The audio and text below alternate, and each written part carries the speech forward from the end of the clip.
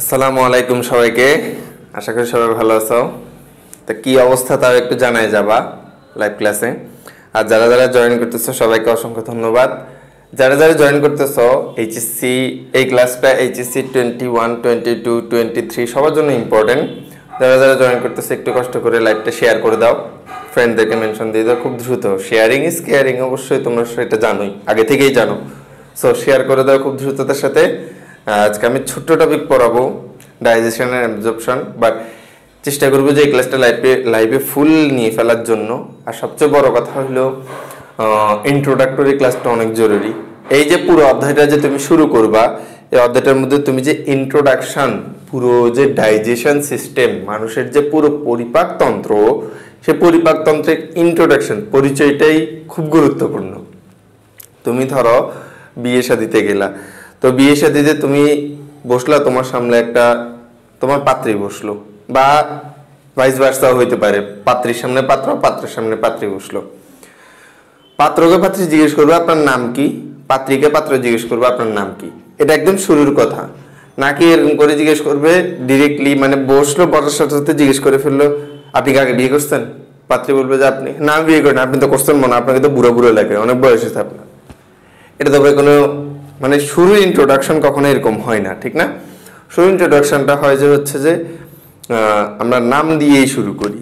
তো জিনিসটা খুব গুরুত্বপূর্ণ যে আমরা শুরুতেই বলে দিব যে পুরো চ্যাপ্টারে কি কি আছে, পয়েন্ট টু বি নোটের কি কি পয়েন্ট তোমার জানা লাগবে, কি কি পয়েন্ট তোমার জন্য ইম্পর্টেন্ট, 21 ব্যাচের জন্য কি কি পয়েন্ট অ্যাডমিশনের জন্য ইম্পর্টেন্ট, কিছু ক্লু আউট করে দিব আমরা ইনশাল্লাহ।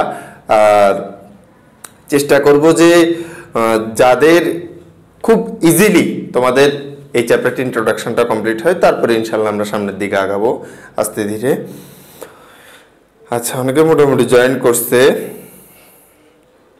আর একটু আমাকে সবাই বলবা যে মোটামুটি চিত্রটা, তারপরে আমার চেহারা, সুরত, বোর্ড সবকিছু নিট অ্যান্ড ক্লিন ভাবে, ক্লিয়ার ভাবে দেখা যাচ্ছে কিনা একটু আমাকে এই জিনিসটা একটু বলিও।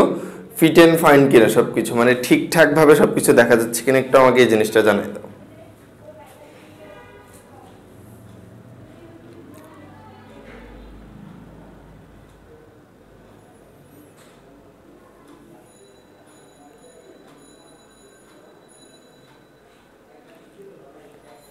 মানুষজন অনেক জয়েন করছে, শেয়ার অনেক কম, একটু বেশি শেয়ার করে দাও, শেয়ার করে দাও, বেশি বেশি শেয়ার করো, শেয়ার করতে করতে যারা জয়েন করছো তারাই যদি শেয়ার করো, মেম্বার্স আরো বেশি বাড়বে ইনশাল্লাহ। আর শিখাতে কখনো কৃপণতা করা উচিত না। তুমি শিখবা কিন্তু কৃপণতা করবা না, জ্ঞান বিতরণে সবসময় কৃপণতা করবা না, তবে একটা নির্দিষ্ট সিচুয়েশনে কৃপণতা করবা, সেটা হচ্ছে যে এক্সাম হল, লাইফে যে কোনো ধরনের এক্সাম এই তুমি দাও না কেন, জ্ঞান বিতরণে এক্সাম হলে সবসময় একটু কৃপণতার প্রয়োজন আছে। আর যে কোনো জায়গায় কৃপণতা জ্ঞান বিতরণের দরকার নেই। আরেকটা জিনিস হচ্ছে যে টাকার কম্পিটিশন, টাকার কম্পিটিশনে কখনো তুমি কৃপণতা করবা, টাকার কম্পিটিশনে অন্যকে তুমি হিংসে করবা, ঠিক আছে? হিংসে বলতে এরকম না যে হচ্ছে যে তোমার থেকে আরেকজনের টাকা বেড়ে গেছে তাই বলে তাকে কিলে তুমি মেরে ফেলছো, ওরকম না। তোমার থেকে আরেকজনের টাকা বাড়ছে, তুমি কিভাবে তার থেকে উপরে উঠতে পারো, এই দুটো জিনিসের লাইফে হিংসে আর কৃপণতাটা জরুরি। বাকি কোনো সব ক্ষেত্রে একদম বিলাসিতা, উন্মুক্ততা এগুলো আমাদের দরকার আছে। আর প্রেম ভালোবাসায় তো বেশি বেশি ধরনের উন্মুক্ততা প্রয়োজন, ঠিক না?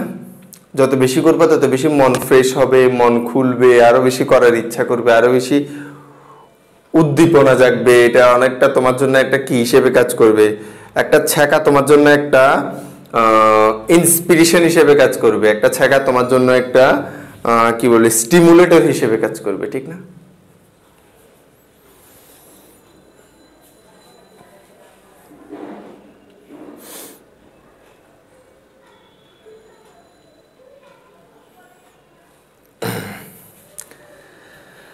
আচ্ছা ঠিক আছে, আমরা অনেকক্ষণ ধরে কথা বললাম, বেশিক্ষণ না, আজকে আমি 1 ঘন্টায় ক্লাস নেওয়ার চেষ্টা করবো। 1 ঘন্টা পরে আমরা মোটামুটি 1 ঘন্টার মধ্যে যা যা পড়াইতে পারি ইনশাল্লাহ তাতে ইনশাল্লাহ ট্রাই করব পড়ানোর, সর্বোচ্চ ট্রাই করব আমি যে সবচেয়ে বেস্টটা পড়ানোর। ওকে, শুরু করি আমরা তাহলে আমাদের আজকের ক্লাস। আজকে হচ্ছে যে আমাদের ডাইজেশন অ্যাবজর্পশন, বাংলা নাম হলো পরিপাক ও শোষণ, এই অধ্যায়টা লেকচার নাম্বার 1। তো শুরুই যেহেতু করতেছি একদম বেসিক থেকে আমরা শুরু করি। যারা যারা জয়েন্ট হ্যান্ড একটু কষ্ট করে সবাইকে মেনশন করে দাও, আর অবশ্যই অবশ্যই অবশ্যই যেটা বারবার বলতেছি শেয়ার করো, ভিডিওটা কিন্তু শেয়ার করো। এই পাবলিকে যদি তোমাদের লাইভ কম থাকে, মানে লাইভে স্পেকটেটরস যদি কম থাকে, তাহলে অবশ্যই লাইভ ডিলিট হবে, আমি ডিলিট করে দিব। ওকে, তাহলে আমরা দেখি আজকে আমাদের পরিপাক ও শোষণ অধ্যায়টা আমাদের দুইটা হেডলাইনই আছে। হেডলাইনটা হলো, একটা হলো পরিপাক আর একটা হলো শোষণ। What do you mean by পরিপাক, what do you mean by শোষণ, এটার সাথে আরেকটা হেডলাইন যোগ করা দরকার ছিল, পরিপাক ও শোষণ, এবং কারণ একই সাথে শব্দ তো, এবং বিপাক, তিনটা শব্দ একসাথে আসে। তাহলে পরিপাক, শোষণ ও বিপাক, তিনটা শব্দ যখন একসাথে আসে, আমাদের তিনটা শব্দ একসাথে জেনে নেয়, এটা ভালো।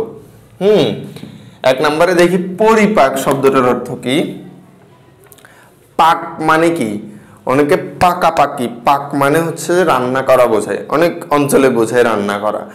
রান্না করলে কি হয়, তুমি যখন একটা মুরগির পিসকে রান্না করতে যাবা, তখন দেখবা চুলায় অনেকক্ষণ রাখতে রাখতে, হিট খেতে খেতে মুরগির পিসটা আস্তে আস্তে পানি ছেড়ে দিয়ে দিয়ে নিজেকে একটা সংকুচিত করে, শ্রিঙ্ক করে করে করে করে আস্তে আস্তে দেখা যায় সে ছোট হয়ে আসে। তাহলে বড় মুরগির পিসটা আস্তে আস্তে পানি ছেড়ে দিয়ে দিয়ে দিয়ে ছোট হয়ে আসা, এটা হচ্ছে পাক বা রান্না। ঠিক আছে, ফর এক্সাম্পল একটা সুন্দর এক্সাম্পল দিই।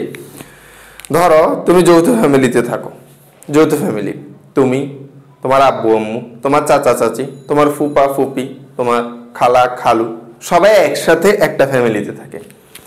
এটা একটা যৌথ ফ্যামিলি বা একটা লার্জ ফ্যামিলি। আস্তে আস্তে তোমার আব্বু আম্মুর সাথে তোমার চাচা চাচির খুনসুটি শুরু হয়ে গেল, সাথে সাথে দেখা গেল তোমাদের বড় ফ্যামিলিটা ব্রেকডাউন হয়ে ছোট ফ্যামিলি হয়ে গেল। তুমি, তোমার আব্বু আম্মু, বড় থেকে আস্তে কি হয়ে গেল, ছোট হয়ে গেল। এইবার তোমার আব্বু আম্মু তুমি একসাথে থাকো, তুমি বড় হইলা, তোমার বিয়ের মনে একটু একটু করে ইচ্ছা জাগলো, তুমি নিয়ে আনলা একজনকে বিয়ে করে বাসায়। মানে তুমি আর তোমার আব্বু আম্মু, তোমার আব্বু আম্মুর সাথে তোমার ওয়াইফ একটু বেশি ক্রসিং ওভার করে, ঠিক আছে, ক্রস ওভার করে, ঠিক আছে। তো যখন ক্রস ওভার শুরু করে, তখন দেখা যায় যে আলটিমেটলি তোমার আব্বু আম্মু এটা সহ্য করতে পারতেছে না, তুমিও আলাদা হয়ে গেলা, তুমি আলাদা হয়ে আরো ছোট একটা বাসা নিলে। তাহলে দেখো, তোমরা এত বড় একটা ফ্যামিলিতে ছিলা, এখন তোমার আব্বু আম্মু তুমি একসাথে ছিলা, তুমি বিয়ে করার পর 2টা ফ্যামিলি হইলো, ওই 2টা ফ্যামিলি ভেঙে এখন তুমি আলাদা হয়ে গেলা। কিছুদিন পর তোমার বাচ্চা কাচ্চা হবে, ওদের থেকে তোমারও আলাদা হয়ে যাইতে হবে, ঠিক আছে। তো এই যে দেখো, আমাদের এই বাংলাদেশে এই সিকোয়েন্সটা অনেক বেশি চলে। তাহলে দেখো, বড় থেকে ফ্যামিলি থেকে আস্তে আস্তে কি হয়ে গেল, একদম ছোট একটা ফ্যামিলিতে চলে আসলো না। তাহলে ভেঙে ভেঙে ভাঙতে ভাঙতে ভাঙতে ভাঙতে ছোট হয়ে গেল। আচ্ছা, এই ভাঙাটা কেন হয়েছে, ভাঙছে কেন, একটু খুব গুরুত্বপূর্ণ একটা কথা হইলো যে, ওই বড় ফ্যামিলিটাতে তোমার চাচি ছিল, যে তোমার চাচি ছিল খুব ডেঞ্জারাস জিনিস। তোমার চাচি এর কথা ওরে, ওর কথা ওরে, ওর কথা ওরে, ওর কথা ওরে, লাগাইতে লাগাইতে লাগাইতে লাগাইতে সবার কান একদম গরম করে ফেলছে, কানে গরম হাওয়া বের হয়, সবাই সবার উপর গরম। ক্লিয়ার? তোমার চাচি এই কথাগুলো নিজে নিজে কাউকে বলতো না, গিয়ে বলতো তার হাজবেন্ডে, মানে তোমার চাচাকে। তোমার চাচা গিয়ে ঘর ফুরা ঘর এই কথাগুলো লাগাইতো। এরপর আস্তে আস্তে তোমাদের ফ্যামিলি ব্রেকডাউন হয়ে গেছে, পাশাপাশি আন্টিরা যেগুলো করে আর কি। তো এখন এই অবস্থায় দেখা গেল তোমার আঙ্কেল, মানে তোমার চাচা, পুরো ফ্যামিলির মধ্যে একটা প্যাঁচগোছ লাগাই দিল, কিন্তু এটার উৎস ছিল তোমার চাচি। মূল কাজটা করছে কে? চাচি। চাচা কিছুই জানে না। চাচি চাচাকে বলছে, হ্যাঁ এটা জানো, আজকে তোমার ছোট ভাই বড় একটা ইলিশ মাছ আনছে। কেন আনছে, কি কারণে আনছে, একটু যে খুঁজে বের করো, ঠিক আছে। ইলিশ মাছ রান্না করতেছে, ওখানের মধ্যে কিছু মিশিয়ে দিচ্ছে কিনা, একটু যে খুঁজে বের করো। তোমার চাচা বললো আচ্ছা ঠিক আছে দেখতেছি, যাই উনি লাগাই দিছে আরেকজনকে। ওনার কাজ হচ্ছে ওখানে লাগাই দিছে, লাগাই দিয়ে চলে আসছে, কিন্তু এখান দিয়ে ফুসফুস খুসখুস ঠুস ঠুস জিনিসটা করে ফেলছে কে? তোমার চাচি। তাহলে তোমার চাচা জিনিসটা হইল ননির পুতুল ধরনের, একটা জাস্ট গিয়ে কথা একটা লাগাই দিয়ে আবার চলে আসছে। তাহলে তোমার চাচা কোনো কিছুই করে নাই, জাস্ট বিক্রিয়া করাই দিছে। তোমার চাচা হলো এনজাইম। কিন্তু তোমার চাচাকে গুতা দিছে কে? তোমার চাচাকে গুতাটা দিল কে? তোমার চাচি। মেইন কাজটা উনি করছে। উনি কি? হরমোন। এদের নাম নিশ্চয় আগে শুনছো, এনজাইম, হরমোন। আমরা পরে এদের ডিটেলস বর্ণনা যাবো, আপাতত জাস্ট এদের নাম জানো। তাহলে এই যে এনজাইম আর এই যে হরমোন, মানে তোমার চাচা চাচি, ওনারা দুইজন এই পরিবার, বড় পরিবারটাকে ভেঙে ভেঙে ভেঙে ভেঙে ছোট করে ফেলছে না? ঠিক সেইম ভাবে আমাদের পাকস্থলী, মানে মুখ থেকে শুরু করে পায়ু পর্যন্ত পুরাটা একটা নালী। এই মুখ থেকে শুরু করে এই পায়ু পর্যন্ত এই পুরোটাই হলো আমাদের একটা নালী। এই পুরো নালীতে এরকম অনেক চাচা চাচি থাকে। ওনারা কি করে? মুখে যখন তুমি খাদ্য ঢুকাইলা, কি ঢুকাইলা? খাদ্যটা ঢুকাইলা, এই খাদ্যটার উপরে চাচা গিয়ে একটা প্রভাব বিস্তার করে, চাচাকে উন্মোদনা দেয় চাচি, মানে হরমোন। তাহলে খাদ্যের উপরে এনজাইম গিয়ে পড়বে, এনজাইমকে ধাক্কা দিবে হরমোন। তাহলে মূল কাজটা কিন্তু হরমোনের। সো এনজাইম আর হরমোনের প্রভাবে তুমি মুখ দিয়ে যে খাদ্যটা ঢুকাইলা, তা মাংসের পিস ঢুকাইলা। মাংস মানে প্রোটিন, প্রোটিন মানে আমিষ। এই আমিষের পিসটা আস্তে আস্তে আস্তে আস্তে এখান দিয়ে যেতে যেতে এই থলিটাতে আসবে, এখানে গিয়ে সে ভাঙবে এনজাইমের প্রভাবে। সাথে এই থলিটাও কিছু হেল্প করবে ভাঙার জন্য। ভেঙে টেঙে আলটিমেটলি এই নালিকাটা দিয়ে নামবে, আরও ভাঙবে কিছু পরিমাণ। ভেঙে টেঙে আলটিমেটলি যা হওয়ার তা হবে, ঠিক না? তাহলে খাদ্য, একটা বড় খাদ্যের টুকরা আস্তে আস্তে ভাঙতে ভাঙতে ভাঙতে ভাঙতে ছোট ছোট খাদ্যের টুকরায় পরিণত হয়েছে। এটা সরল ছিল না, এই জিনিসটা জটিল ছিল, এই খাদ্যের টুকরাটা। কিন্তু এখন যারা পরিণত হয়েছে তারা কোষের জন্য সরল খাদ্য। কাদের প্রভাবে ভাঙছে? এনজাইম, হরমোনের প্রভাবে। সো আমাদের পুরো পরিপাক নালীতে খাদ্য, জটিল খাদ্য সরল খাদ্যে পরিণত হতে, বা জটিল খাদ্য এনজাইম আর হরমোনের প্রভাবে সরল খাদ্যে পরিণত হওয়ার প্রক্রিয়ার নামই পরিপাক, ডাইজেশন। পরিপাকের ইংরেজি নামটা কি? ডাইজেশন। ডেফিনেশন যদি আসে, এটা অবশ্যই আমাদের লিখতে হবে। যে প্রক্রিয়ায় আমাদের পরিপাক নালীতে জটিল খাদ্যসমূহ এনজাইম আর হরমোনের প্রভাবে ভেঙে ভেঙে ভেঙে ভেঙে ছোট ছোট সরল এবং কোষ গ্রহণ উপযোগী খাদ্যে পরিণত হয়, তাহাই পরিপাক। সেই প্রক্রিয়াই পরিপাক। ক্লিয়ার?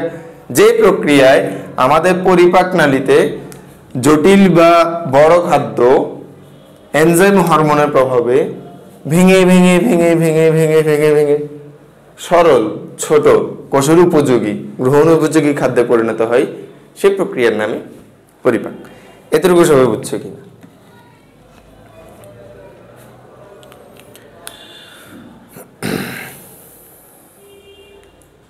এই বাবাগুলা এখনো অনেকগুলা শেয়ার বাকি, কিন্তু শেয়ার হয়ই নেই।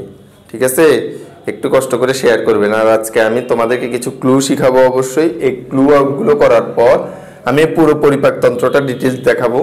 ক্লু আউটগুলো করার পর অবশ্যই আমি লাস্টে কোয়েশ্চেন আনসার করবো। কোয়েশ্চেন আনসার দিতে হবে।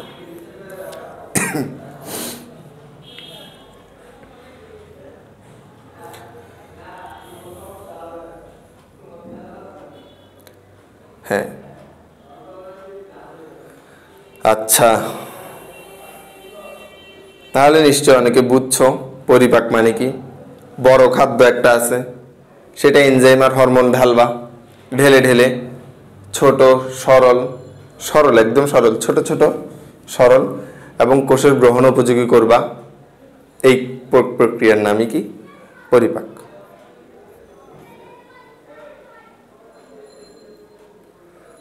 ওকে, আমরা এইবার পরিপাক এই যে করতেছো ভাইয়া, বড়গুলাকে ছোট বানাই ফেলতেছেন, এত কষ্ট করতেছেন, বড়গুলা কি দোষ? কোনো দোষ নাই ভাই, কোনো দোষ নাই, বড়দের কোনো দোষ নাই। সংসারে যারা বড় তাদের উপর অনেক দায়িত্ব পড়ে যায়, ফলে দায়িত্ব করতে করতে পালন করতে করতে এমন একটা অবস্থায় তারা আস্তে আস্তে ছোট হয়ে যায়। কিন্তু সংসারে যারা ছোট তাহাদের উপরে কোনো কিছুই যায় না, তাহারা এই দুনিয়াতে বিন্দাস ঘুরে বেড়ায়। তাহলে যারা বড় তাদের উপর দায়িত্ব পড়ে যায়, আর যারা ছোট তারা বিন্দাস ঘুরে বেড়ায়, মাঝখানে মাঝারিগুলা ইটিস পিটিস করে বেড়ায়। ক্লিয়ার? এটাই হচ্ছে সবগুলো সংসারের আসলে মূল একটা কথা। তো মাঝারিগুলো খুবই ডেঞ্জারাস, দুইজনের মধ্যবর্তী, তো মধ্যবর্তী জিনিস খুবই ডেঞ্জারাস হয় সব সময়।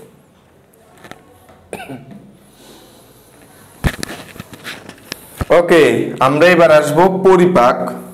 আমাদের পুরো পরিপাক তন্ত্রটা দুটা ভাগে বিভক্ত হয়। পুরো পরিপাক তন্ত্র আমরা যদি বলি ইংরেজিতে ডাইজেস্টিভ সিস্টেম, ইংরেজিতে শর্টকাটে আমরা লিখব ডাইজেস্টিভ সিস্টেম। ক্লিয়ার? এই পরিপাকতন্ত্র দুই ভাগে বিভক্ত।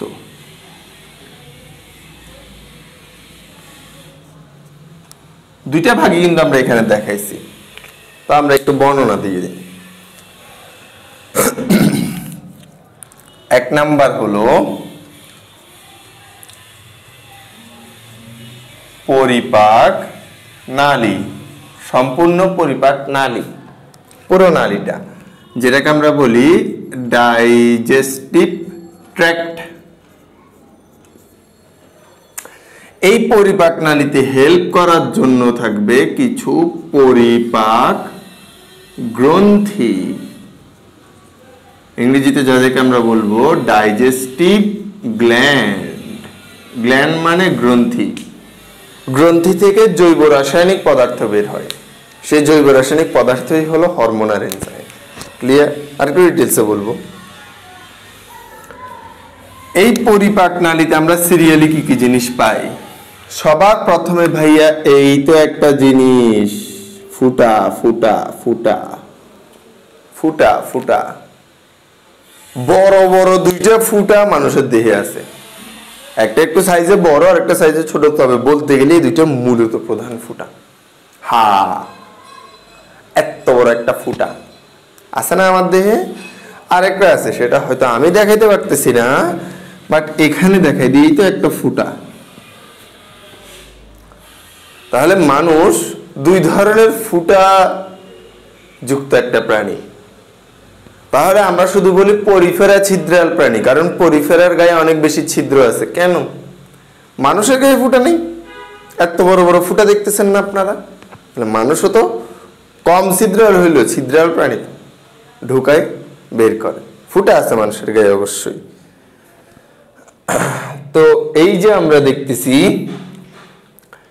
আমাদের এই সবচেয়ে বড় ফুটাটা, এই ফুটাটার নাম হলো মুখগহ্বর। এই মুখগহ্বরের সামনের এই ফুটাটাই হলো মুখ ছিদ্র, ওপেনিং অফ মাউথ। তাহলে এই ফুটার নাম কি? মুখ ছিদ্র।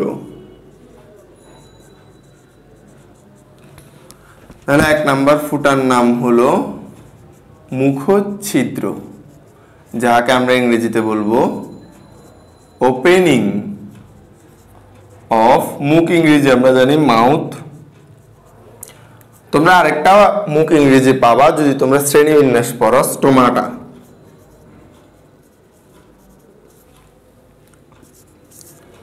মুখ ছিদ্রে ঢুকে গেলে এত বড় একটা গহ্বর পাচ্ছ তুমি। এখানে দুইটা গহ্বর আছে, নাকের সাথে নাসা গহ্বর, মুখের মুখ গহ্বর। তা আমাদের নাসা গহ্বরটা এই অধ্যায়ের আলোচনা না, সো আমরা এখানে বলবো আমাদের এখানে আছে মুখ গহ্বর।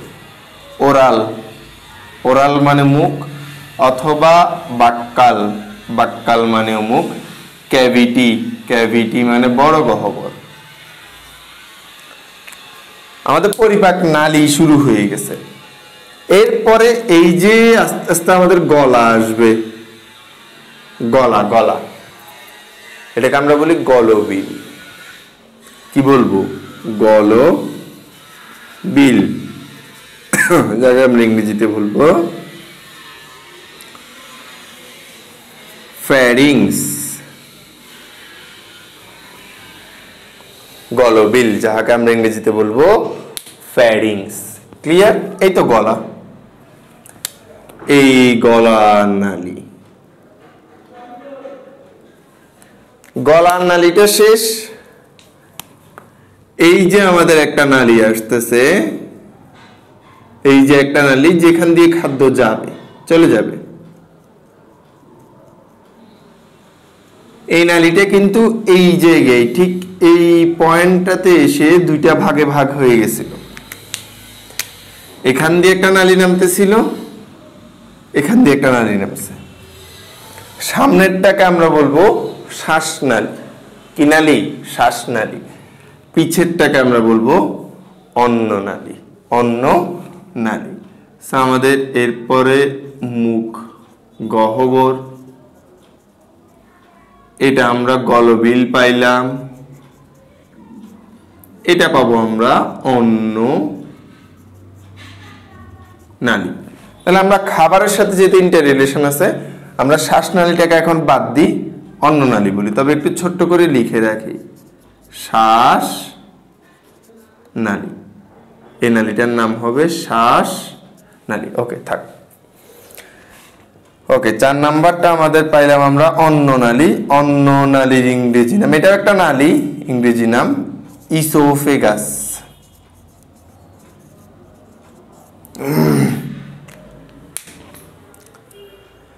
দেখো, এর পরবর্তীতে আমরা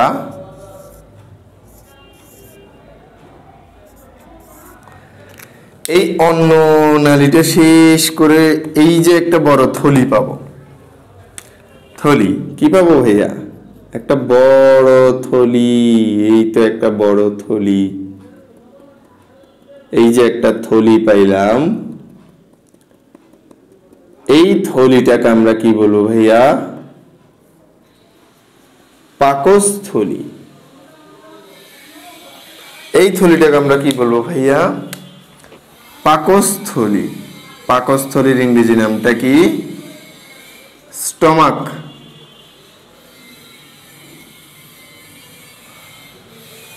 ওকে, ক্লিয়ার? আচ্ছা, পাকস্থলী শেষ। এই এখান থেকে একটা নালী শুরু, এই নালীটা আস্তে আস্তে পেঁচিয়ে পেঁচিয়ে পেঁচিয়ে পেঁচিয়ে নামছে। পাকস্থলী শেষ, এই পুরো নালীটার নাম হলো ক্ষুদ্রান্ত্র। অন্ত্র 2 ধরনের, আমাদের অন্ত্র 2 ধরনের, একটা হলো ক্ষুদ্র, একটা হলো বৃহৎ। অন্ত্র মানে ইন্টেস্টাইন, ক্ষুদ্রান্ত্র। ক্লিয়ার? আচ্ছা,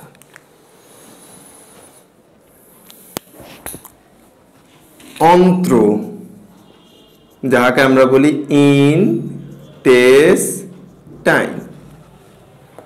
ইন্টেস্টাইন 2 ধরনের আছে, একটা হলো ক্ষুদ্র, দ্যাট মিন্স স্মল,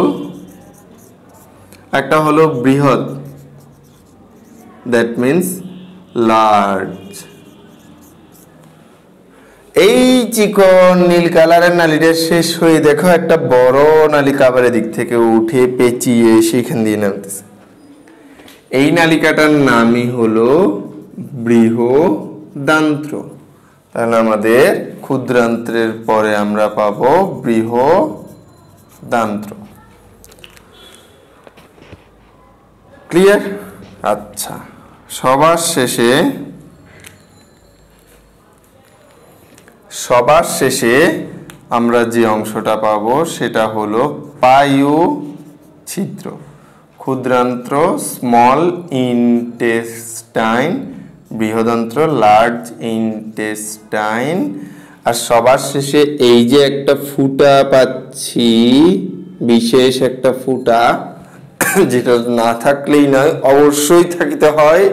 এবং এই ফুটা দিয়ে আমাদের সবচেয়ে আরামদায়ক কাজকর্ম না, আসলে মেইনলি একটাই কাজ হয়। এই ফুটাটার নামই হলো পায়ু ছিদ্র, ইংরেজিতে যাহাকে আমরা বলি অ্যানাস। কি বলবো? অ্যানাস। তো আমরা এখানে আসলে অনেকগুলো ভাগ আছে, ভাগগুলো এখনো ডিটেলসে বলি নেই। যেমন এই যে গলবিল, শুরুতে আমরা যে গলবিল পাইলাম, গলবিল 3 ধরনের আছে। নাসা গলবিল, নাকের পিছনে গলার অংশ, মুখের পিছনের গলার অংশ মুখ গলবিল, এবং এই শ্বাসনালীর সামনে যে গলার অংশটা থাকে স্বরগলবিল। তাহলে আমরা গলবিলকে 3টা ভাগে কিন্তু ভাগ করতে পারি। আমরা এর পরের ক্লাসগুলোতে এটা ডিটেলস জানবো। নাসা গলবিল, যাকে আমরা ইংরেজিতে বলি নেজোফ্যারিংস, মুখের পিছনে গলার অংশ মুখগলবিল, এবং শ্বাসনালীর পিছের গলার অংশ স্বরগলবিল। অন্ননালী, আমাদের অন্ননালীটা হলো 23 থেকে 25 সেন্টিমিটারের একটা নালী। আমাদের অন্ননালীটা হলো 23 থেকে 25 সেন্টিমিটারের একটা নালী, বুঝছেন? পাকস্থলী, আমাদের পাকস্থলীটার দৈর্ঘ্য হলো 30 বা 30.5 সেন্টিমিটার। পাকস্থলীটার প্রস্থ হলো 15 বা 15.2 সেন্টিমিটার। ক্লিয়ার? আমাদের ক্ষুদ্রান্ত্র 3টা ভাগে বিভক্ত। ডিউডেনাম, একদম প্রথম অংশটা, জেজুনাম সেকেন্ড অংশটা, এবং সবার শেষে ইলিয়াম থার্ড অংশটা। আমি শর্টকাটে মনে রাখি, ডিজে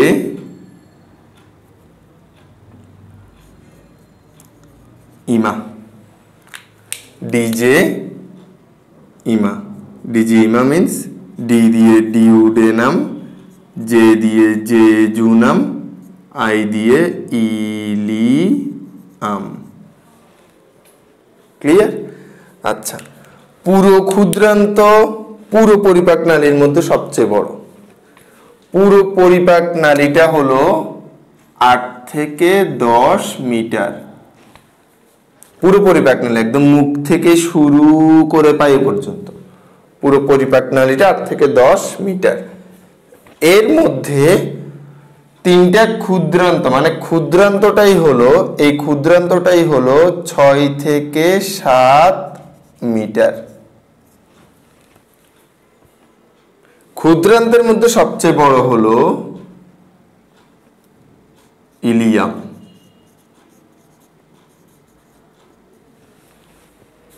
ক্লিয়ার? বৃহদান্ত্রের আবার 3টা অংশ আছে। এই অংশটাকে আমরা বলি সিকাম। সিকামের সাথে ছোট্ট করে লাল কালারের একটা অংশ যুক্ত আছে, একটু খেয়াল করবেন। এটাকে তোমরা হয়তো অনেকেই চিনো, অ্যাপেন্ডিক্স বলি আমরা। এখানে অনেক সময় প্রদাহ হয়, ব্যথা হয়, মরে যাচ্ছি রে আম্মা গো আব্বা গো, এই ব্যথাটাকে বলা হয় অ্যাপেন্ডিসাইটিস। আইটিস নামের শেষে আইটিস অ্যাড করা হয়। ক্লিয়ার না? আচ্ছা, এরপরে একটা অংশ উপর দিকে ওঠে, এটা হচ্ছে কোলনের একটা অংশ, ঊর্ধ্বমুখী কোলন। একটা অংশ পাশের দিকে যায়, অনুপ্রস্থ কোলন। একটা অংশ নিচের দিকে নামে, নিম্নমুখী কোলন। সবার শেষে একটা অংশ এরকম করে বেঁকে আসে, সিগময়েড কোলন। আর এরপরে সবার শেষে এই যে বৃহদান্ত্রের এই অংশটা, যে অংশটাতে বাথরুম আসলেই তোমার একটু করে মনে হয় যে হ্যাঁ প্রেশার আসছে, এবার যাইতে হবে, যেখানে আসলে তোমার ফিলটা হয় আর কি, এই অংশটার নাম হলো রেকটাম। এই অংশটার নাম হলো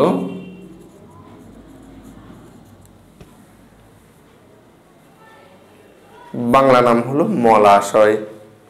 বাংলা নামটা কি ভাইয়া? মলাশয়। মলাশয় মানে বুঝছো,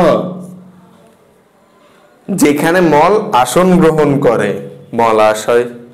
আচ্ছা, আর সবার শেষে পায়ু ছিদ্র। তো এটা হচ্ছে তোমার পরিপাক তন্ত্রের পরিপাক নালীর একটা গঠন। আমি আরেকবার বলি, পরিপাক নালীতে আমরা 8টা পয়েন্ট দেখাইছি, কি কি একটু খেয়াল করবেন। সবার প্রথমে মুখছিদ্র। একটু যারা লেটে আসছো তারা একটু কষ্ট করে খেয়াল করবা, যারা লেটে আসছো তারা একটু কষ্ট করে খেয়াল করবা। আমি আবারও 8টা পয়েন্টই তোমাদের জন্য রিপিট করে যাচ্ছি, একটু কষ্ট করে তোমরা খেয়াল করবা যারা লেটে আসছে। এরপর এখান থেকে আমি কোয়েশ্চেন করব, এই জায়গা থেকে আমার পড়ানো থেকে আমি কোয়েশ্চেন করব। ওকে, আসো, পুরো পরিপাক তন্ত্রে আমরা 2টা ভাগে ভাগ করলাম। নাম্বার 1 পরিপাক নালী, নাম্বার 2 পরিপাক গ্রন্থি। ক্লিয়ার? এই যে পরিপাক নালী, নালীর ইংরেজি ট্র্যাক্ট, আর গ্রন্থির ইংরেজি গ্ল্যান্ড। সো নালী, ট্র্যাক্ট, গ্রন্থি, গ্ল্যান্ড। নালী, ট্র্যাক্ট, গ্রন্থি, গ্ল্যান্ড। তাহলে গ্রন্থি, গ্ল্যান্ড, নালী, ট্র্যাক্ট। ক্লিয়ার? এই পরিপাক নালীতে আমরা সর্বপ্রথম পাইলাম মুখছিদ্র, বড় একটা ফুটা, হা, যেখানে সবকিছু ঢুকে যায়। হা হইলে বলে যে খা, এ হা দিয়ে সবকিছু খাওয়া যায়। এটাকে আমরা বলবো ওপেনিং অফ মাউথ বা স্টোমাটা। মাউথের আরেকটা নাম হলো স্টোমাটা, গ্রিক ওয়ার্ড। তার পরবর্তীতে মুখ ছিদ্রের পরে একটা বড় গহ্বর আছে, যেখানে তুমি খাদ্যগুলোকে চাবাচ্ছ, এটাকে আমরা বলবো মুখগহ্বর। মুখগহ্বরে অনেক কিছু আছে, দাঁত আছে, জিহ্বা আছে, মিউকোজা আছে, এগুলো সবকিছু তোমাকে চাবাতে হেল্প করে। এর পরবর্তীতে 3 নাম্বার পয়েন্ট হচ্ছে গলার অংশ, গলবিল। গলা 3 ভাগে বিভক্ত।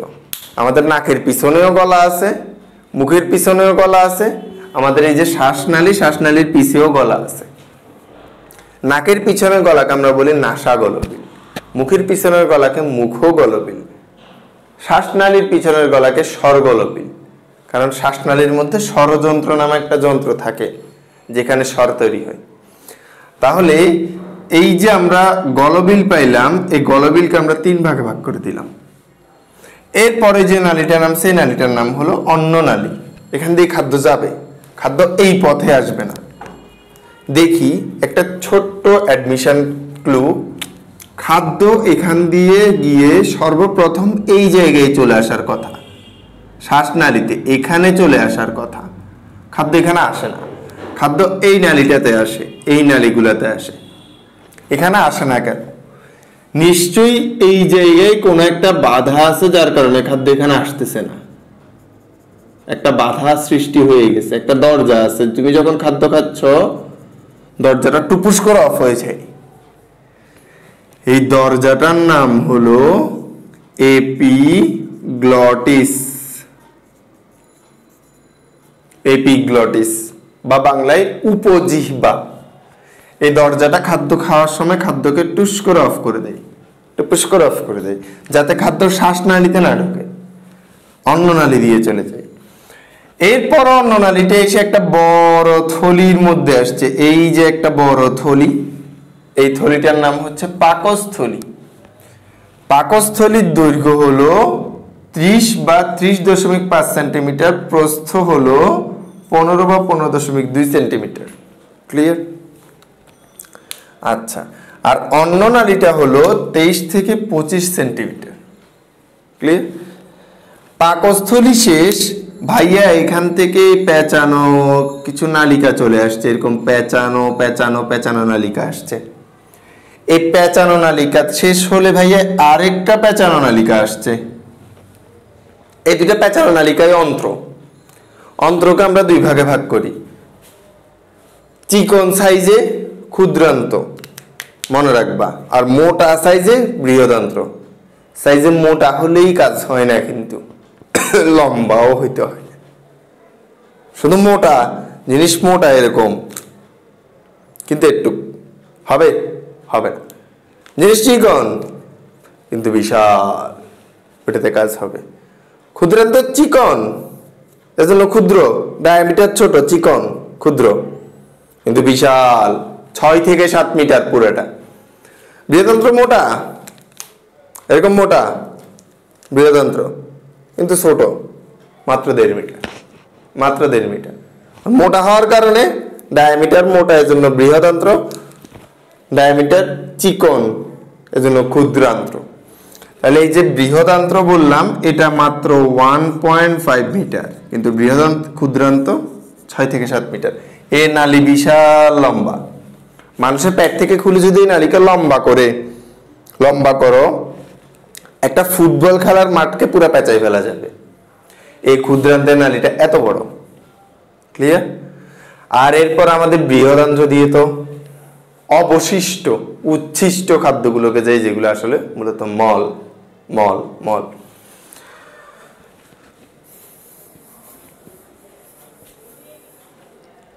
এই সবার পরে বৃহদান্ত্র শেষ। ডিউডেনামের ক্ষুদ্রান্তের 3টা অংশ আছে, ডিজেইমাম, ডিউডেনাম, জেজুনাম, ইলিয়াম। ক্ষুদ্রান্ত 6 থেকে 7 মিটার, পুরো পরিপাক নালী 8 থেকে 10 মিটার, এর মধ্যে ক্ষুদ্রান্তটাই হচ্ছে 6 থেকে 7 মিটার। তাহলে সবচেয়ে বড়, ক্ষুদ্রান্তের মধ্যে সবচেয়ে বড় হলো ইলিয়াম। ক্লিয়ার? এরপরে বৃহদান্ত্র। বৃহদান্ত্রের এই অংশটাকে আমরা বলবো সিকাম। সিকামের সাথে ছোট্ট লাল কালারের একটা অংশ আছে, একে বলবো অ্যাপেন্ডিক্স। এরপর আস্তে আস্তে কোলন, ঊর্ধ্বমুখী কোলন, অনুপ্রস্থ কোলন, নিম্নমুখী colon, sigmoid, sigmoid, S shape, S এর মতো, এর জন্য বাঁক নিচের জন্য সিগময়েড কোলন। সবার শেষে মলাশয় বা রেকটাম।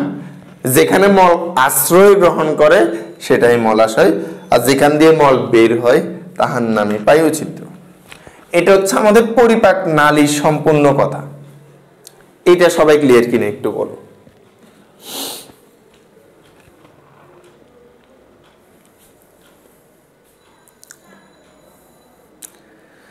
এটা সবাই ক্লিয়ার হলে আমি কিছু কোশ্চেন করব।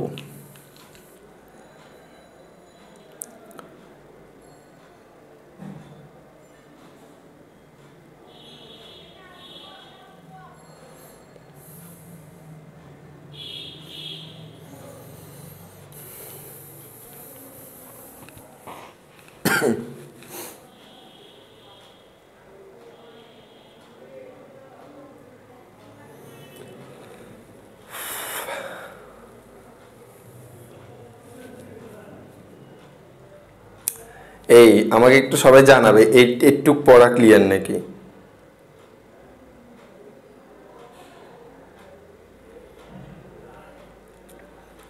হ্যাঁ, একটা কোশ্চেন হয়েছে স্বপ্নীল, যে অন্ননালীতে কি রক্ত থাকে নাকি? অন্ননালীর ভেতর দিয়ে তো তুমি খাবারকে পাস করতেছো, তাহলে ভেতরে কেমনে রক্ত থাকবে? নালীর প্রাচীরে অবশ্যই ব্লাড সাপ্লাই থাকতে হবে। এই অন্ননালী ধরো একটা অন্ননালী আছে, এই যে অন্ননালী, এই অন্ননালীর প্রাচীরগুলাতে রক্তের প্রবাহ আছে। রক্তের প্রবাহ যদি প্রাচীরে না থাকে, অন্ননালীতে তো কোষ আছে না, কোষগুলো কিভাবে শক্তি পাবে? রক্ত থাকতে হবে। ভেতরে কোনো সাপ্লাই নেই রক্তের, ভেতরে সব খাদ্য, আর বৃহদান্ত্রের ভেতরে সব মল গু। হ্যাঁ, তাহলে এবার আমরা অন্ননালী শেষ করে আমরা কোশ্চেন পর্বের আগে আমরা পরিপাক গ্রন্থিটা নিয়ে একটু আলোচনা করে ফেললে ভালো হয়, তারপর একসাথে কোশ্চেনের দিকে ঢুকি।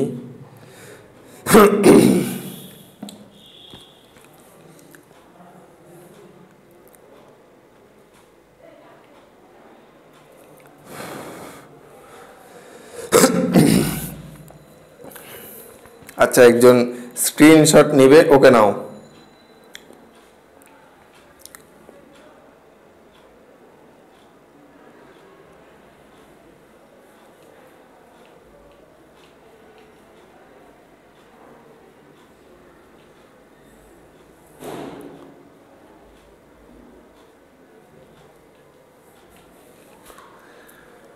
ওয়াসিমুল ইসলাম রাব্বি একটা বড় কমেন্ট করছে, পুরোটা দেখে হ্যাঁ পুরোটা ঠিক আছে, শুধু বৃহদান্ত্রে আরেকটা অংশ অ্যাড করবা, সিকাম কোলন ও মলাশয়ও বলছিলাম, মলাশয়ও আছে, হ্যাঁ পাই ছিদ্রটা আলাদা অংশ। আচ্ছা গুড, ভেরি গুড, অনেকেই পারছে মোটামুটি। হ্যাঁ আমি তাহলে এখন এই বাকি অংশটা শেষ করেই আমি তোমাদের অবজেক্টিভ টেস্ট নিব, আজকের অবজেক্টিভ টেস্ট। ওকে, এই পরিপাক তন্ত্রের পয়েন্টটা বুঝতে পারলে মোর দেন ইনাফ, আর কিচ্ছু লাগবে না, এটা অনেক ইম্পর্টেন্ট জিনিস। ওকে, আমাদের এই জিনিসটা তো শেষ, এইবার আমরা পরিপাক গ্রন্থি ডাইজেস্টিভ গ্ল্যান্ডস নিয়ে একটু আলোচনা করব ইনশাল্লাহ। পরিপাক গ্রন্থি, ডাইজেস্টিভ গ্ল্যান্ডস, সর্বপ্রথম আমাদের এই যে মুখ, এই যে আমরা মুখ দেখাইলাম, এই জায়গায় কিছু গ্রন্থি থাকে,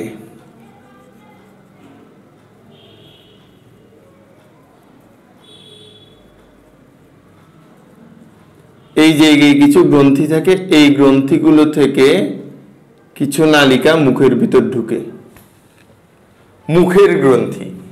এই মুখের গ্রন্থিগুলোকে আমরা বলি লালা গ্রন্থি, 1 নম্বর গ্রন্থি। তাহলে আমরা যদি বলি আমাদের পরিপাকে হেল্প করে সর্বপ্রথম যে গ্রন্থিটা, সেই গ্রন্থিগুলোই হলো লালা গ্রন্থি। লালা গ্রন্থি মেজর মাইনর দুইটা ভাগ আছে, প্রধান গৌণ। গৌণ অনেকগুলো লালা গ্রন্থি আমাদের মুখে আছে, প্রধান 3 জোড়া লালা গ্রন্থি আছে, 3 জোড়া বা 6টা। কি কি ভাইয়া? কানের পিছনে প্যারোটিড, আগে নামগুলো একটু দেখো। লালা গ্রন্থি 3 ধরনের আছে, একটা হলো প্যারোটিড। আচ্ছা ওখানে না লিখে আমি এখানে লিখলে মনে হয় তোমাদের জন্য বেশি বেটার। প্যারোটিড সাব মানে নিচে, সাব ম্যান্ডিবুলার, আরেকটা হলো আবারও সাব মানে নিচে, সাব লিঙ্গুয়াল। দেখো সাব শব্দের অর্থ নিচে, ম্যান্ডিবল ম্যাক্সিলা, ম্যাক্সিলা তোমার ঊর্ধ্ব চোয়াল যেখানে উপরের পাটির দাঁতগুলো আছে, ম্যান্ডিবল তোমার নিচের চোয়াল যেখানে নিচের পাটির দাঁতগুলো আছে।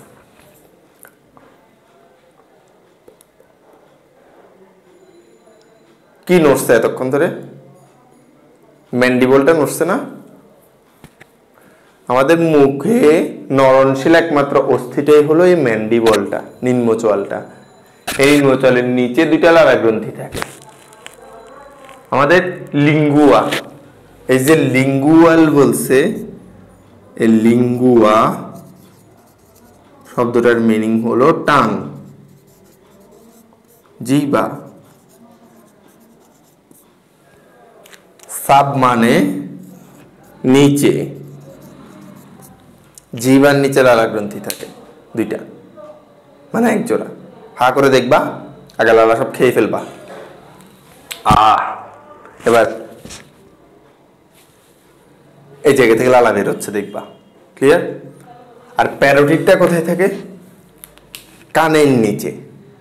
তাহলে আমি একটা সিচুয়েশন দেখাই দিই। এই কানের নিচে প্যারোটিড, জিহ্বার নিচে সাবলিঙ্গুয়াল, ম্যান্ডিবল বা নিম্নচলের নিচে submandibular. Parotid, sublingual, submandibular, parotid, sublingual, submandibular, 3 জোড়া মেজর প্রধান লালা গ্রন্থি আছে। আচ্ছা, এর পরবর্তীতে আমরা পাবো এই যে আমাদের বিশাল আকৃতির একটা গ্রন্থি, আস্তে আস্তে নিচের দিকে নামতেছি। এই যে আমাদের বিশাল আকৃতির একটা গ্রন্থি,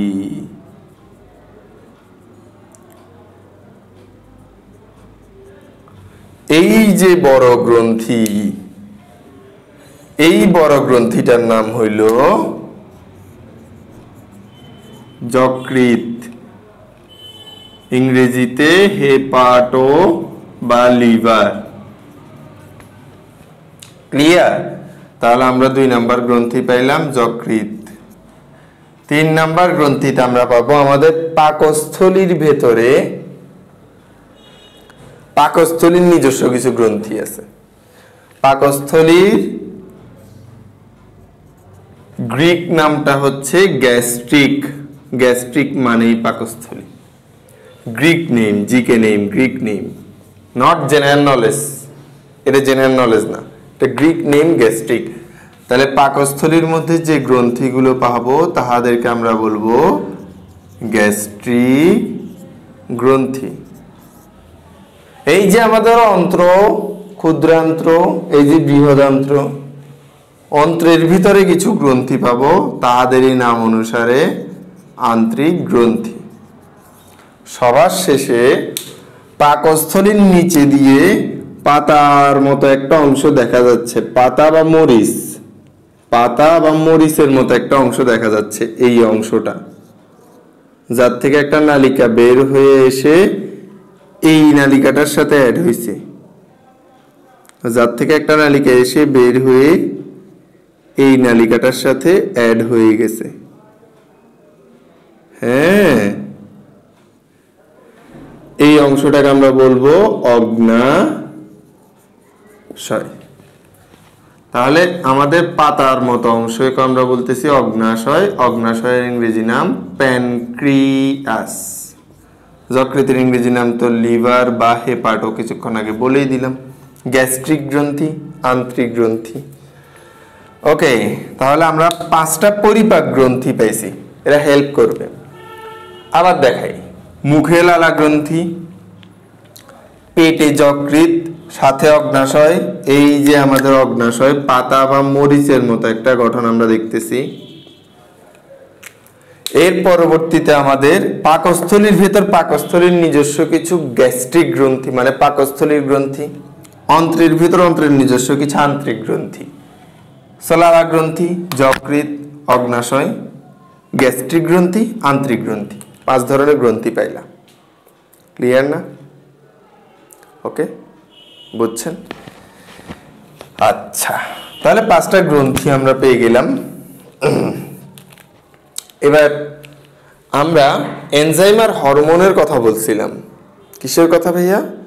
এনজাইম এবং হরমোনের কথা বলছিলাম। হ্যাঁ, অনেকে একটু স্ক্রিনশট নিতে যাচ্ছে, ওকে নাও, অসুবিধা নেই, কোনো অসুবিধা নেই, স্ক্রিনশট নিতে পারবা।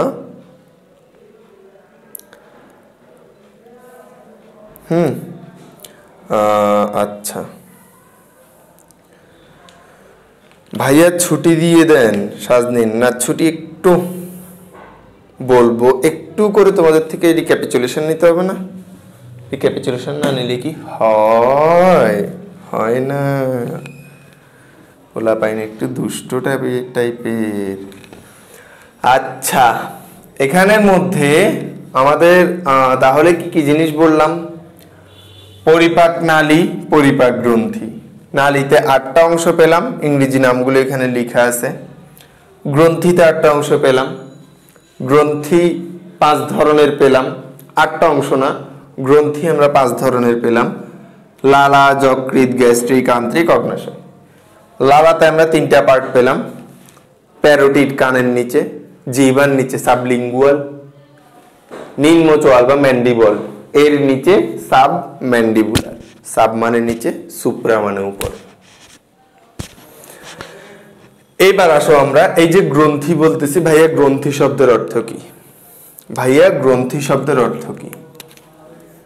গ্রন্থি শব্দের অর্থ হইল, গ্রন্থি শব্দের অর্থ হইল, গ্রন্থি শব্দের অর্থ হইল কিছু কোষগুচ্ছ, কিছু কোষগুচ্ছ যাদের থেকে জৈব রাসায়নিক পদার্থ বের হয়। গ্রন্থি শব্দের অর্থ হলো কিছু কোষের গুচ্ছ, যেমন কিছু কোষের গুচ্ছ আছে ধরো, যাদের থেকে জৈব রাসায়নিক পদার্থ বের হয়। জৈব রাসায়নিক পদার্থ 2 ধরনের। জৈব রাসায়নিক পদার্থ কয় ধরনের? দুই ধরনের। আমি এই ট্র্যাক পুরোটা মুছে দিচ্ছি। হ্যাঁ, তার একটা ছোট্ট কথা বলবো, অনেকদিন ধরে একটু অসুস্থ তো, তোমরা মাঝে মাঝে একটু করে ধরো 10 মিনিট পর একটা করে কাশি আসতেছে, মাইন্ড করিও না। এই যে আমাদের যকৃতটা দেখলাম সবচেয়ে বড় গ্রন্থি, এই যকৃতের ভেতরে একটা ছোট্ট থলি আছে, ছোট্ট থলি আছে। এই থলিটাতে সবুজ কালারের কিছু জিনিস আছে। এই থলিটার নাম হলো পিত্তথলি। যকৃৎ পিত্তরস নামে একটা রস তৈরি করে। পিত্তরস নামে একটা সবুজ কালারের রস যকৃৎ তৈরি করে। সবুজ কেন জানো? কারণ ভাইয়া পিত্তরসে বিলিভার্ডিন থাকে। সবুজ রঞ্জকটা হলো বিলিভার্ডিন, আর হলুদ রঞ্জক বিলিরুবিন। তোমার দেহ হলুদ হয়ে গেছে, গায়ে হলুদ না ভাই, গায়ে হলুদ দেয়নি, আমার বিয়ে শাদী না, এমনি তোমার দেহ হলুদ হয়ে গেছে, বিলিরুবিন বেড়ে গেছে, জন্ডিস হয়েছে। ক্লিয়ার? তাহলে এই যে তোমার সবুজ কালারের যে পদার্থ, এই পদার্থগুলো যকৃৎ সৃষ্টি করে, পিত্তরস। এরা এসে এই নালী, এই থলিটাতে এসে জমা রাখে এই থলিটা, যার নাম পিত্তথলি। ক্লিয়ার? আচ্ছা, তো আমরা এই দিকের এই অংশটা একটু করে মুছবো, যে জৈব রাসায়নিক পদার্থটা বোঝানোর জন্য তোমাদেরকে।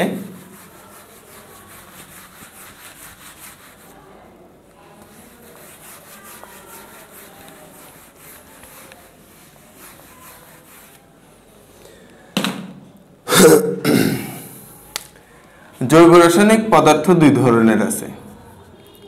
একটা হলো এনজাইম, একটা হলো হরমোন। এনজাইম যে কোষগুচ্ছ থেকে বের হয়, আমি তোমাদেরকে গ্রন্থির কথা বলতেছিলাম। গ্রন্থি মানে কোষগুচ্ছ, কোষগুচ্ছ থেকে কিছু জৈব রাসায়নিক পদার্থ বের হয়। জৈব রাসায়নিক পদার্থ দুই ধরনের, এনজাইম আর হরমোন। এনজাইম জৈব রাসায়নিক পদার্থ যেই সব কোষগুচ্ছ থেকে বের হয়, সেই সব কোষগুচ্ছের গ্রন্থিকে বলা হয় বহিঃখরা গ্রন্থি।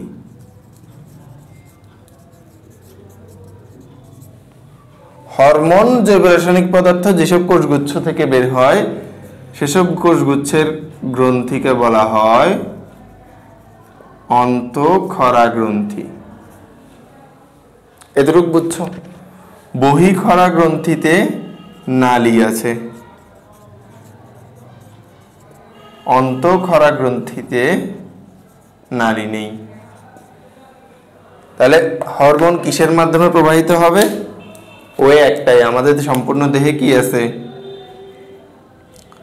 রক্ত দিয়ে নাম লিখেছি বাংলাদেশের নাম, ওখানে হরমোনেরও অনেক দাম। রক্ত দিয়ে প্রবাহ হবে হরমোন, আর এটা তো নালী আছেই, নালী দিয়েই প্রবাহিত হবে। তাহলে গ্রন্থি দুই ধরনের পাইলা। তোমরা অন্তঃখরা গ্রন্থির নাম ছোটবেলা থেকে কিন্তু পড়তেছো।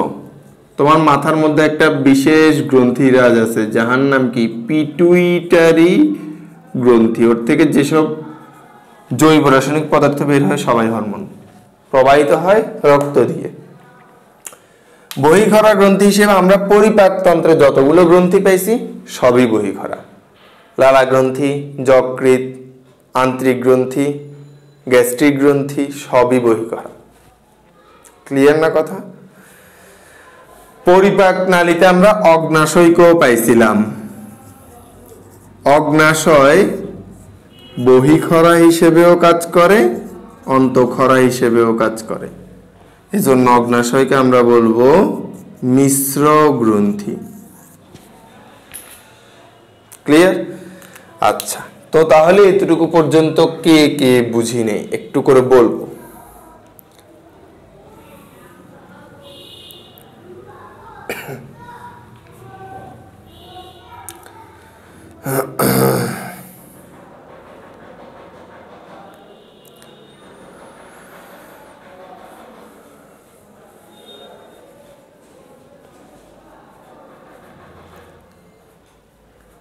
আচ্ছা,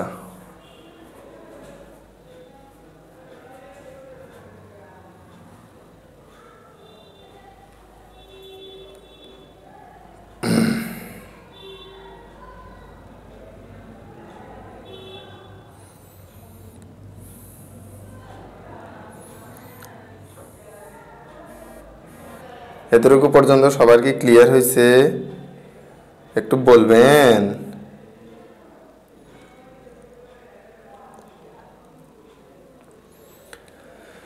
ওকে, কয়েকটা অবজেক্টিভ দিয়ে আজকে ক্লাসটা শেষ করে দিই। কয়েকটা ছোট্ট ছোট্ট ছোট্ট ছোট্ট অবজেক্টিভ দিয়ে আজকে ক্লাসটা আমরা এন্ড করে দিব। হ্যাঁ, একটু করে সবাই থাকবেন লাইভে।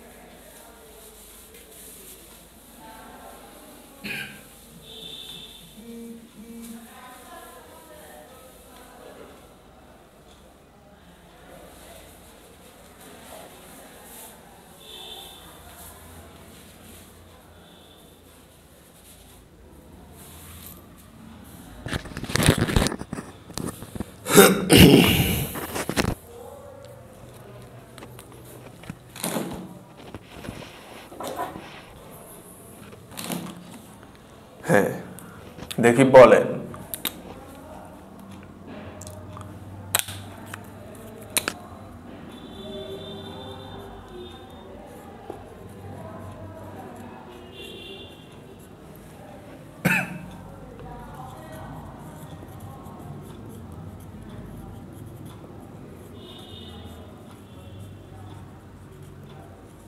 মেডিকেল অ্যাডমিশন আসা কিছু কোয়েশ্চেন। যে অবজেক্টিভগুলো দিচ্ছি এগুলো মেডিকেল অ্যাডমিশন টেস্টে আসছে, এগুলা বোর্ড এমসিকিউতে আসছে, এগুলা ভার্সিটি অ্যাডমিশন টেস্টে আসছে, এগুলো অনেক জায়গায় আসছে। ক্লিয়ার? এই অবজেক্টিভগুলো পারাটা অবশ্যই জরুরি তোমাদের জন্য। কোনটি ক্ষুদ্রান্তের অংশ নয়? ক, খ, গ, ঘ।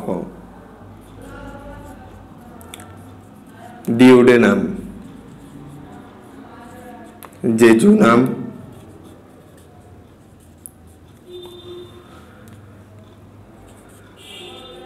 অ্যাপেন্ডিক্স,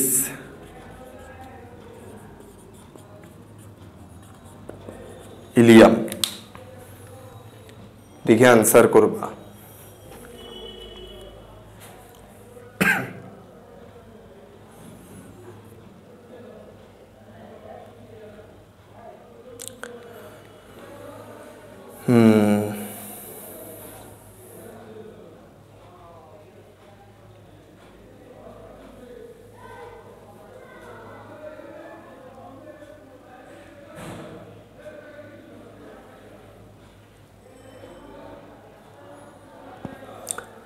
পারতেছো সবাই?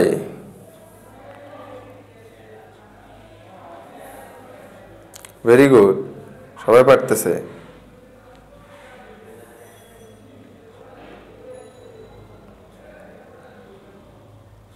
সবাই আনসার করো যারা যারা পারো,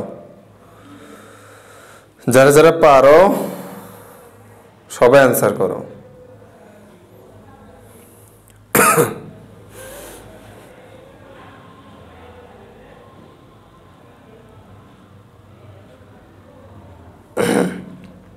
কোশ্চেন দেখার আগেই আনসার। ভেরি গুড, এরকম অ্যাডভান্স হয়ে যাইতে হবে, এরকম অ্যাডভান্স হয়ে যাইতে হবে, ঠিক আছে? আচ্ছা, এর পরবর্তীতে আমরা যেটা পড়বো সেটা হইল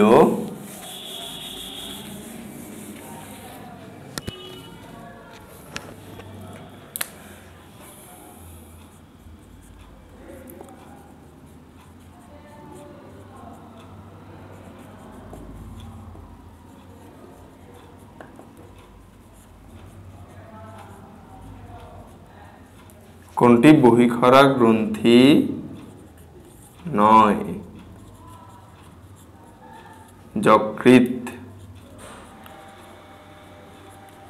পাকস্থলীর গ্রন্থি,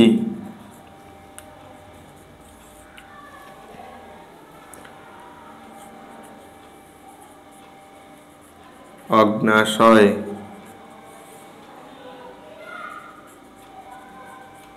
লালা গ্রন্থি।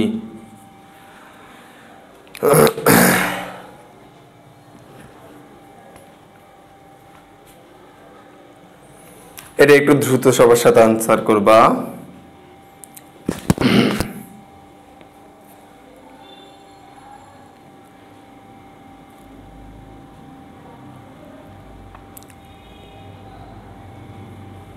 এটা একটু আনসার করবেন সবাই।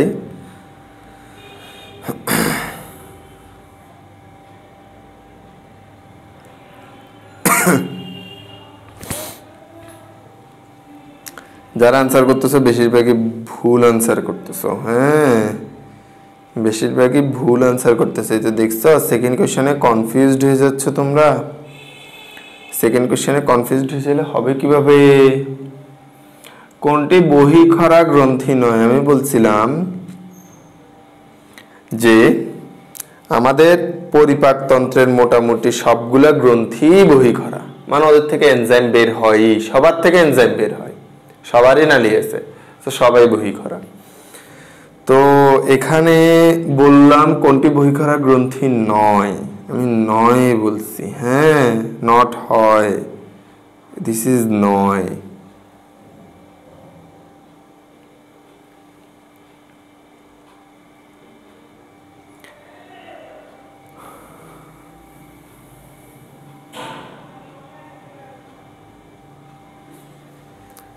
অনেকেই অনেক কথাবার্তা বলতেছো, and right answer is অগ্নাশয়।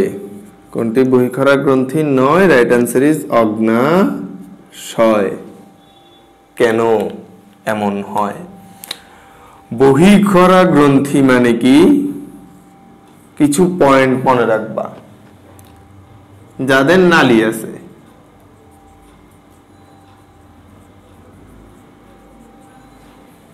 এখানে সবারই নালী আছে, এক নাম্বার কথা।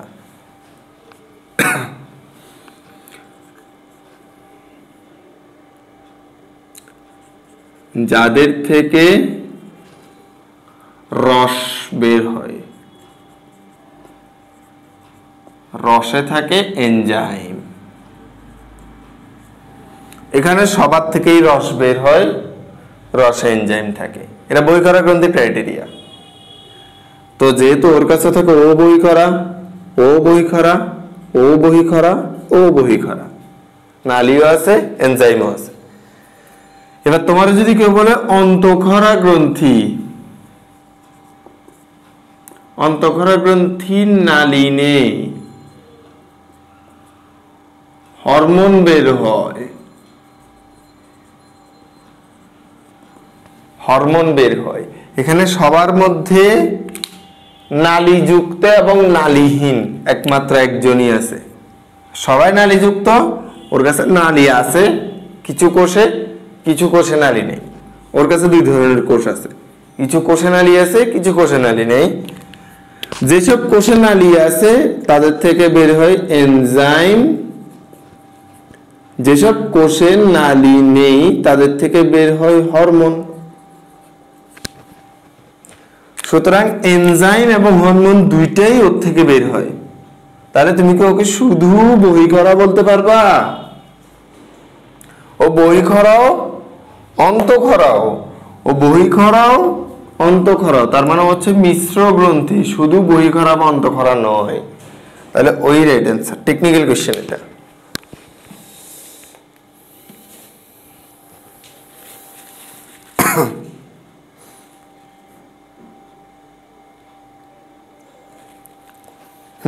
তাহলে আনসার কি হবে? গ। আনসার কি হবে? গ। আনসার কি? গ। আচ্ছা, ভেরি গুড। এইবারে আমরা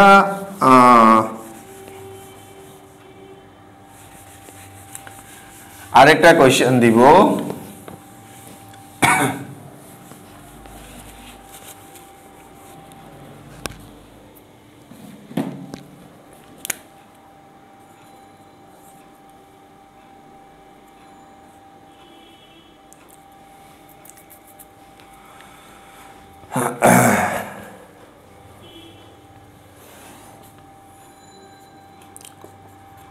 পরিপাক তন্ত্রের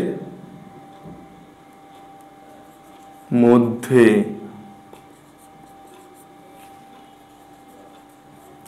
সবচেয়ে বড় অংশের মোট দৈর্ঘ্য কত? 8 থেকে 10 মিটার, 6 থেকে 10 মিটার, 5 থেকে 6 মিটার, 6 থেকে 7 মিটার। আগে তোমাকে কোশ্চেন বুঝতে হবে, পরিপাক তন্ত্রের মধ্যে সবচেয়ে বড় অংশের দৈর্ঘ্য, সবচেয়ে বড় অংশ কোনটা এটা আগে বলো। সবচেয়ে বড় অংশ কোনটা এটা আগে বলো, দেন দৈর্ঘ্যতে ঢুকবা।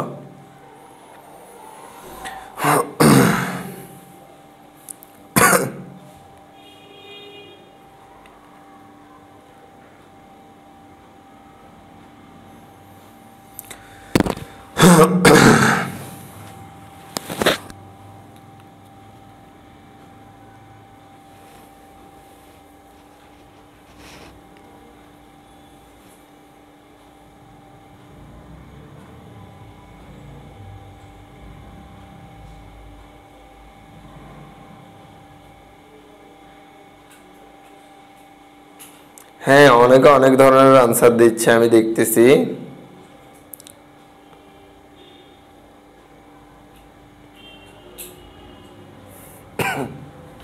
ওয়াসিমুল ইসলাম রাব্বি, ভেরি গুড ওয়ার্ক। রাব্বি অনেক সুন্দর করে মাঝে মাঝে ফুল জিনিসটা সারসংক্ষেপ করে দেয়। হ্যাঁ, আচ্ছা, ভেরি গুড। আমাদের সাকিবও আনসার দিচ্ছে, দেখতেছি। যাক, অনেকেই আছে লাইভে। পরিপাক তন্ত্রের মধ্যে সবচেয়ে বড় অংশ কোনটি? পুরো পরিপাক তন্ত্রের দৈর্ঘ্য 8 থেকে 10 মিটার। পুরো পরিপাক নালীর দৈর্ঘ্য, পুরো পরিপাক নালীর দৈর্ঘ্য 8 থেকে 10। পরিপাক তন্ত্রের মধ্যে পরিপাক নালীও আছে, গ্রন্থিও আছে। পরিপাক নালীর দৈর্ঘ্য 8 থেকে 10, পুরো পরিপাক নালী। পুরো পরিপাক নালীর মধ্যে সবচেয়ে বড় অংশটা হচ্ছে ক্ষুদ্রান্ত্র। ক্ষুদ্রান্ত্র, যাহার দৈর্ঘ্য 6 থেকে 7 মিটার। তোমার কাছে এটাই জানতে চাইছে, মোট দৈর্ঘ্য কত। তাহলে আনসার হচ্ছে 6 থেকে 7 মিটার।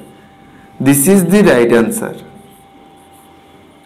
এটা হচ্ছে পুরো পরিপাক নালীর দৈর্ঘ্য, আর এটা হচ্ছে ক্ষুদ্রান্ত্রের দৈর্ঘ্য, সবচেয়ে বড় অংশের দৈর্ঘ্য।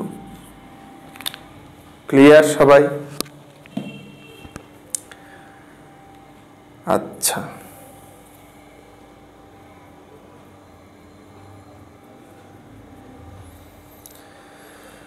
Very good.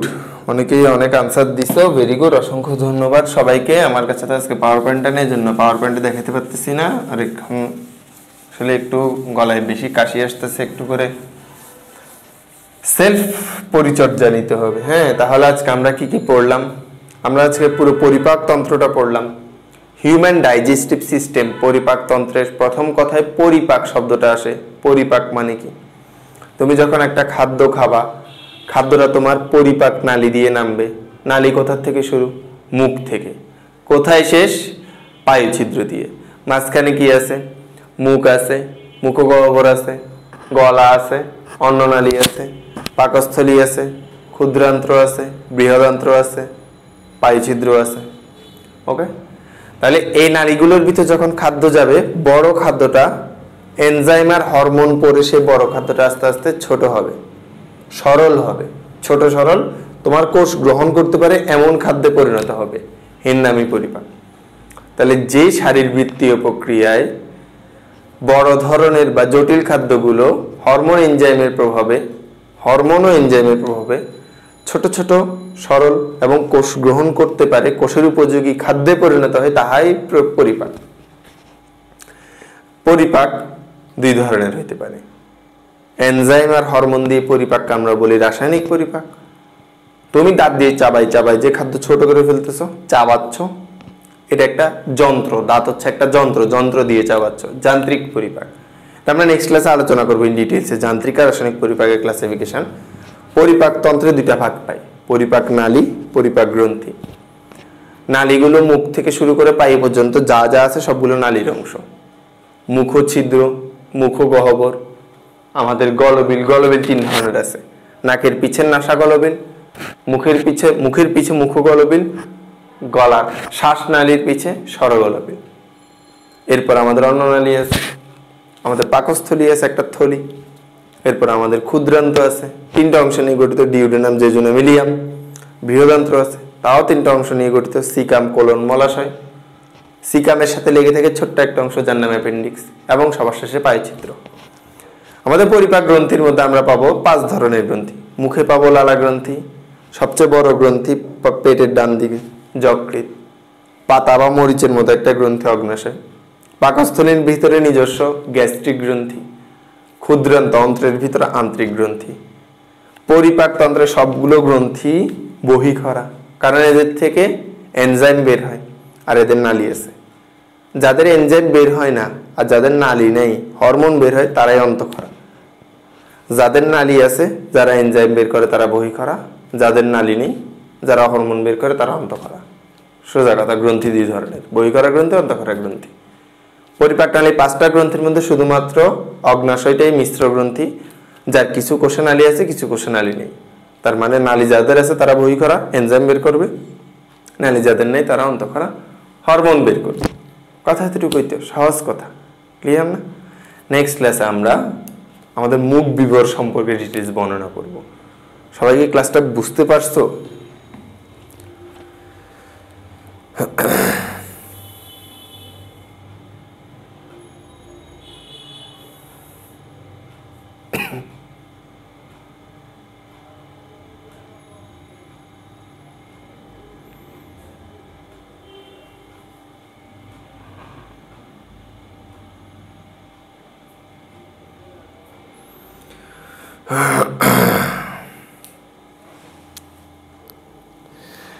ওকে, সবাই মোটামুটি আশা করি বুঝাইতে পারছি, যতটুকু চেষ্টা করছি। ঠিক আছে, সবাইকে ধন্যবাদ। আর ইনশাল্লাহ নেক্সট ক্লাসে দেখা হবে। আর ভাইয়ের জন্য দোয়া করিও, যাতে একটু জ্বর আর সর্দি কাশিগুলো একটু ডাউন হয়ে আসে আর কি। হ্যাঁ, একটু সুস্থ হইলে আরো দ্রুত ক্লাস নিতে পারবো। হ্যাঁ, আর সামনে ফাইনাল পরীক্ষা আমাদের, একটু দোয়া করবো বেশি বেশি করে, যাতে দ্রুত পরীক্ষাটা ভালোভাবে দিতে পারি। সবচেয়ে বড় কথা, ভালোভাবে পরীক্ষা দেওয়াটা অনেক জরুরি। আমি ক্লাসটা ইউটিউবে দিয়ে দিব, ইউটিউবে দিয়ে তোমরা দেখে নিবা। সবাইকে ধন্যবাদ। আসসালামু আলাইকুম।